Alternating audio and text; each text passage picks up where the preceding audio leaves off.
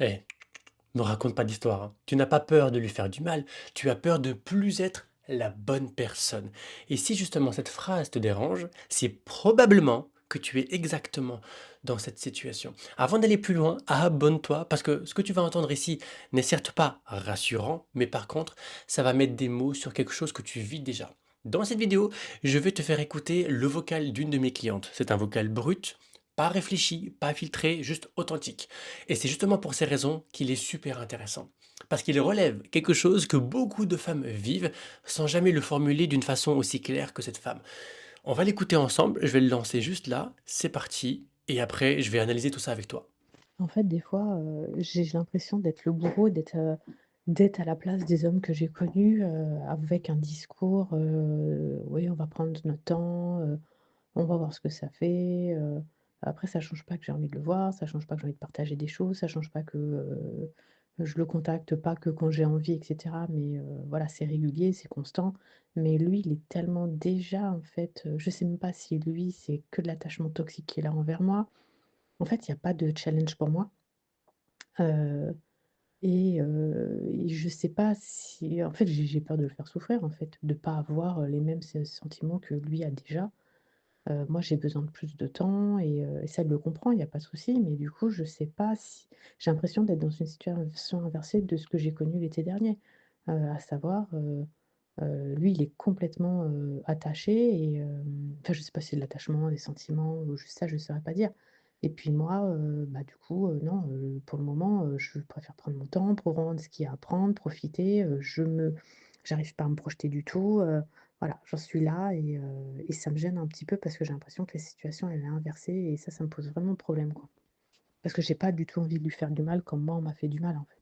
Ce qu'elle a dit, ça a l'air très simple, mais en réalité, c'est pas juste simple, c'est extrêmement violent.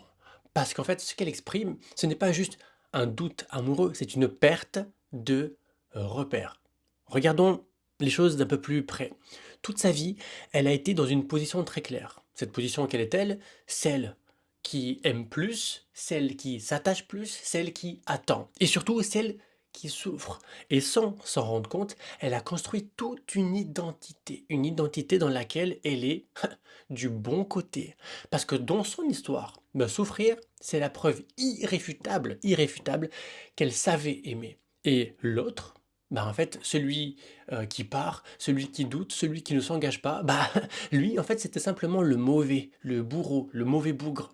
Donc, elle pouvait sortir de ces relations, ok, avec une forme de, écoute-moi bien, supériorité morale, du genre, non mais moi, je sais aimer. Sauf qu'aujourd'hui, pour une fois, bah, tout s'inverse. Pour une fois, elle est face à quelqu'un de stable, de constant et de présent. Alléluia, ma sœur. Alléluia.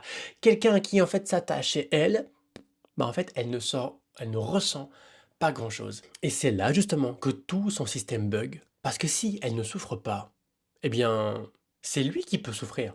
Alors, elle devient quoi, elle? Eh bien, dans l'histoire, elle devient ce qu'elle a toujours rejeté. Et ça, elle peut pas envisager de l'accepter.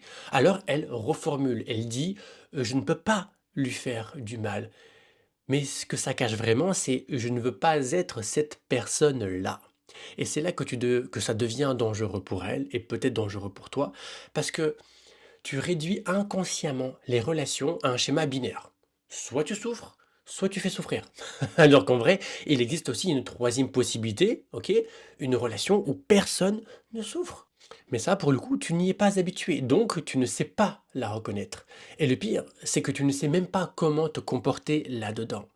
Parce que dans ce type de relation, tu ne peux pas te prouver à toi et aux autres que tu aimes plus que l'autre. Tu ne peux pas te définir par ton effort. Tu ne peux plus dire moi je sais donner, moi je donne tout. Parce qu'en face, eh ben, il donne aussi, et peut-être parfois même mieux que toi. Oh la douille. Eh, ça fait mal, bizarrement. Et c'est ça, en fait, le deuxième choc. Parce que si tu regardes bien, toutes tes relations passées là dans ton rétroviseur, elles ont un point commun. À la fin, tu pouvais te dire que toi, tu savais aimer. Même dans la douleur, tu gardais une forme de ascendant moral. Sauf que là, aujourd'hui, tu n'es plus sûr de ça. Parce que tu es en face de quelqu'un qui t'aime bien, peut-être même mieux que toi tu sais l'aimer. Et ça crée une sensation très inconfortable, à savoir de la culpabilité. Parce qu'en fait, bah, t'as jamais appris à être aimé comme ça. Tu as appris à mériter, à prouver, à compenser, ça, t'inquiète, tu gères. Mais pas à recevoir sans lutter. Ça, c'est pas dans ton domaine de compétence pour l'instant.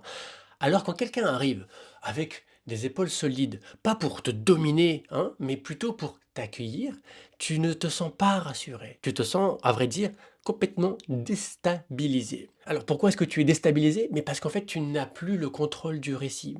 Tu n'es plus celle qui aime le plus.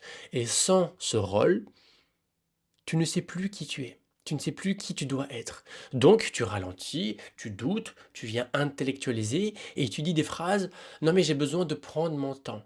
Mais en réalité, tu es juste en train de fuir une situation saine parce qu'elle ne correspond pas à ton programme. Et ce programme, il est archi simple. Tu dois être celle qui aime le plus, celle qui donne le plus, celle qui souffre pour valider que c'est réel. Tant que ce programme tourne comme ça en arrière-plan dans ta tête, tu continueras à être attiré par des relations bancales, dysfonctionnelles, déséquilibrées.